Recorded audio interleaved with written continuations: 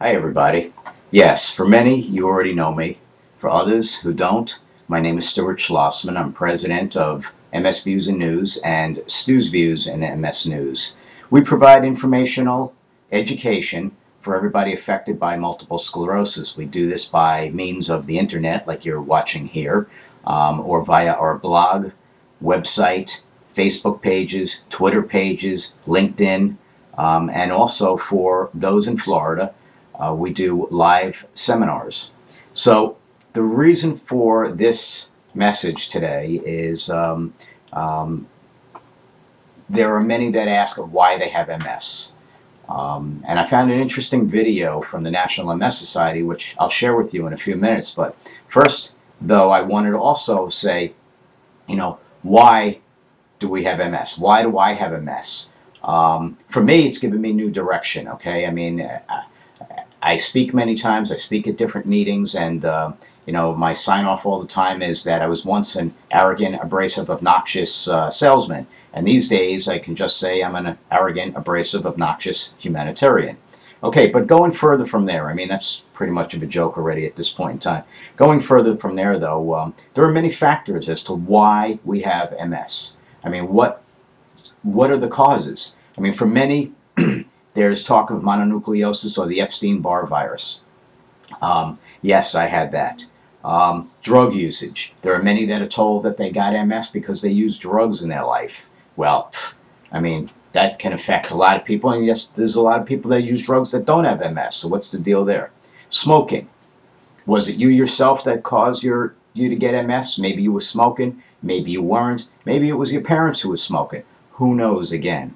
Another thing is brought up all the time is vitamin D. Okay, that's a good one though, because as we know, people in the northern latitudes of the world, well, not people, but environments or areas of northern latitudes of the world seem to have higher incidence rates of multiple sclerosis than when you're closer to the equator. Another thing is diet, the foods that we eat. Now these days I do what's called a pescatarian diet, which is only seafood and vegetables. And for me, that's been great. I mean, it's given me a tremendous amount of energy that even the medication that I'm using wasn't able to provide for me. Another thought these days is the vascular problem, the chronic cerebral spinal venous insufficiency, CCSVI, mainly known as. What is it really? What's going on here? Is it just any one of those things, or is it a combination of many things? We really don't know. So we have to look at all these things that are going on. Another factor that I always thought of was coal, C-O-A-L. Since multiple sclerosis affects mainly the northern boundaries of the world, and coal usage is found through most of the northern portions of the world for heating.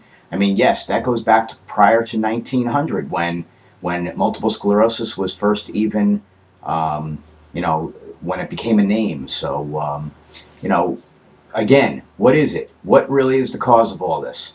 Now, following my talking right now, there's a video from the National MS Society, and in that video are plenty of other people speaking about why they might have MS. And again, there's really no cause for right now, but I mean, no specific cause, but it could be all of the above, which it probably is.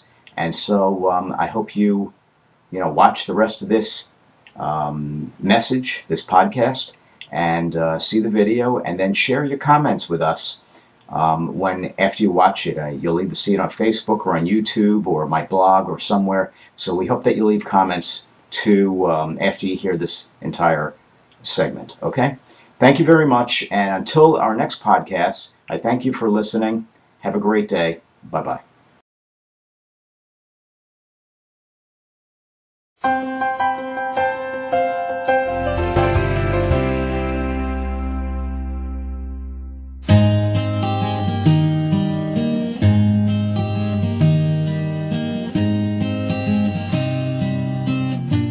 Who gets MS? Why do I have MS? Why do I have MS? I never asked why I contracted this, but I wondered how I contracted it. How did I get MS? What did I do wrong to enable me to have MS? Did I do something in my past put myself in a situation that could have caused me to develop MS. How would you explain multiple sclerosis to your friends and other people who don't know what multiple sclerosis is? I want to know what causes MS because it fills in a blank for me, but it also helps other people. And I'm encouraged that people are trying all around the world to try to find out what causes MS.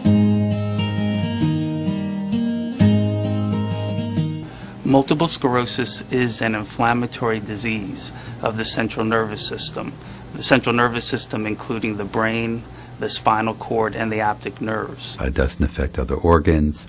It's strictly limited to the myelin, which surrounds the nerves in the brain. What happens in MS for some unknown reason is that the signal that travels to and from the brain is interrupted.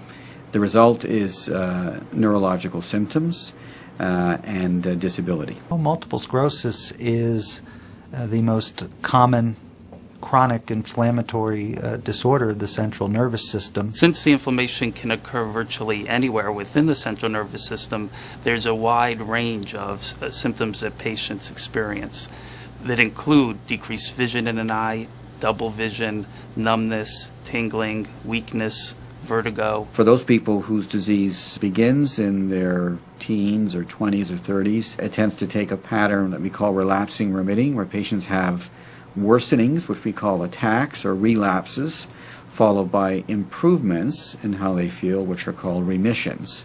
If MS begins after the age of 40, it's more likely to take a different form, and in that form it tends to be more of a purely progressive illness where the symptoms slowly worsen with time. Cancer, MS, heart disease, these are complex illnesses in which there are multiple factors that work to produce the illness, but in a given patient, these factors interact in ways that we don't really understand.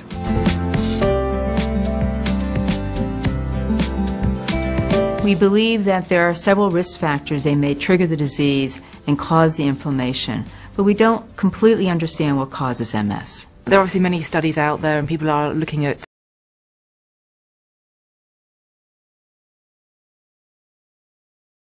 know an awful lot about what goes on in the course of individual attacks and what goes on over time, both in the immune system of patients with MS as well as in the central nervous system where the pathologic changes are taking place. It is a very complicated disease that involves interactions between the immune system and the central nervous system. Now there's a question as to whether there might be yet another system, that is, in terms of the vascular system. If there's a role for the vascular system in multiple sclerosis, I think it needs to be explored enough to know what that role might be. There are environmental factors, there are genetic factors that influence whether someone is at risk for multiple sclerosis, and putting all this information together into one story is a big undertaking. Our only way to explain all this complexity is to think that there's going to be multiple different causes for these multiple different types of progressions and forms that we see.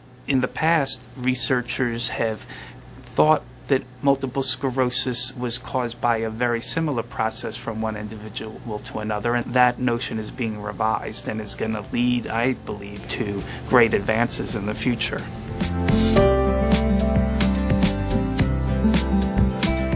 We have very greatly increased our understanding of what causes MS, and we also have treatments for MS nowadays which really do slow down the disease. But what we'd really like to find is a way of completely stopping or reversing the damage that MS causes. if you can find out what triggers MS, then you always hope that that's a factor you can modulate. And if you can modulate that factor, then you can alter someone's risk of developing MS. To come up with effective treatments, you have to understand what causes the disease. I think it's critical to study the cause of multiple sclerosis because it's the only way to understand how the disease begins and to develop important preventative strategies for people who are at risk.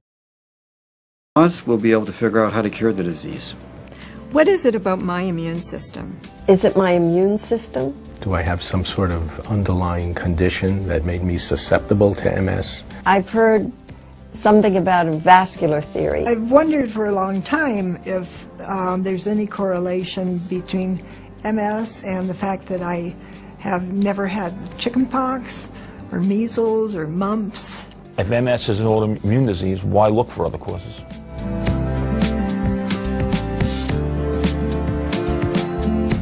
It is now believed that multiple sclerosis is what is called an autoimmune disease, in which the immune system attacks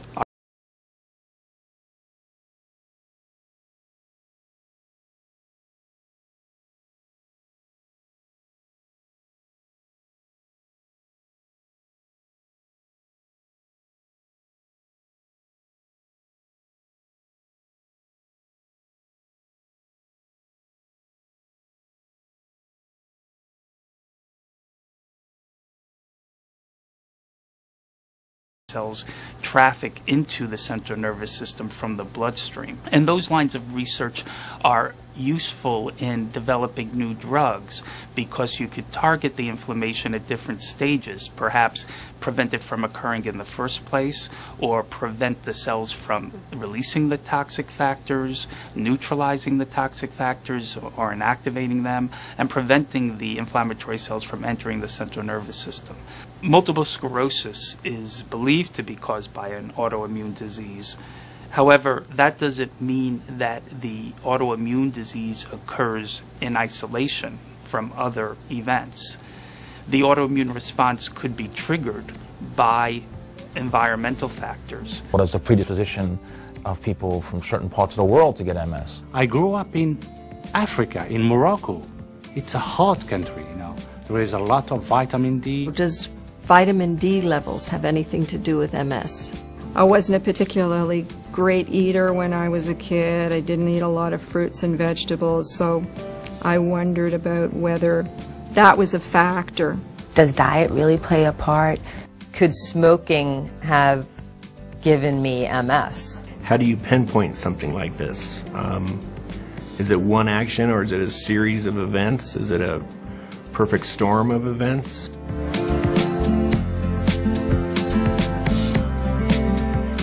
It is very challenging to conduct, a proper, robust study, particularly looking at factors that trigger multiple sclerosis. Looking at a disease where, say, the onset in the average individual is around about age 30, it's really, really difficult to look back over that full 30 years of their history to see what environmental factors they're exposed to. Right now, 3 major things that we know of in terms of environmental exposures appear to be certain viral infections, particularly right now a major focus on Epstein-Barr virus. In terms of diet and environmental exposure, vitamin D is gaining a lot of interest in terms of its influence on MS risk, and even acquired habits like cigarette smoking appear to affect risk as well. The farther away you live from the equator, you have less sunlight throughout the year. You also have less vitamin D, because vitamin D is made through sunlight exposure. And so there is an interesting hypothesis that might be one of the many risk factors associated with MS. Low sunlight means less vitamin D, and vitamin D regulates the immune system. Then you'll get an individual person who was born in a very sunny place, and they all come to your office and they've got MS too, and they say, why do I have it? These statements are all sort of generally true, but not necessarily true in an individual. More recently, it's been shown that smoking increases your risk of getting MS, and one study suggested that those who smoke tend to have more severe MS. There was a study actually in France that looked at passive smoking. Parents who smoked and exposed their children to smoking at home, those children were actually at an increased risk of childhood onset multiple sclerosis. Was I exposed to a virus that may have caused the MS? Well, I had rheumatic fever when I was 15, and I was wondering if there's any connection between rheumatic fever and multiple sclerosis. Do you think MS is contagious?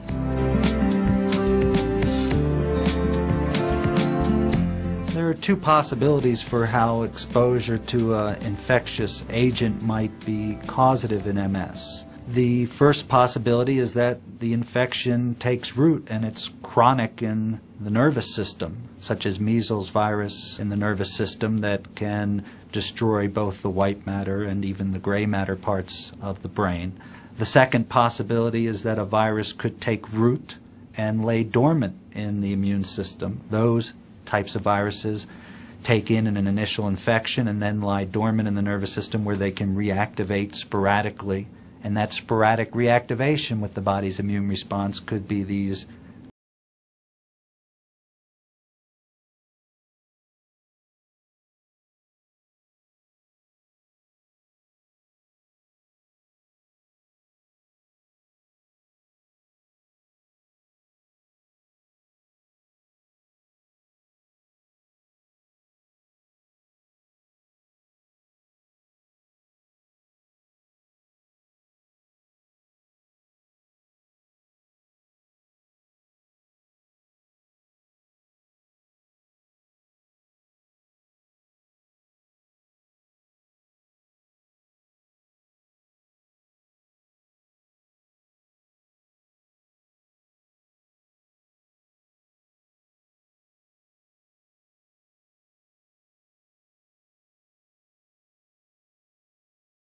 that I could get MS now that my sister has it. What is the probability of me being able to have a child that can grow up and not have to have multiple sclerosis? When I have kids, will I pass it on to them? I have MS, my sister-in-law has MS, and my first cousin has MS.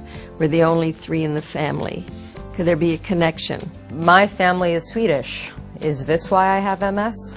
Since I don't have anybody that has ever had it in my family, how come I got it? Does that mean that autoimmune diseases run in families, or there's a genetic link to an autoimmune disease like MS?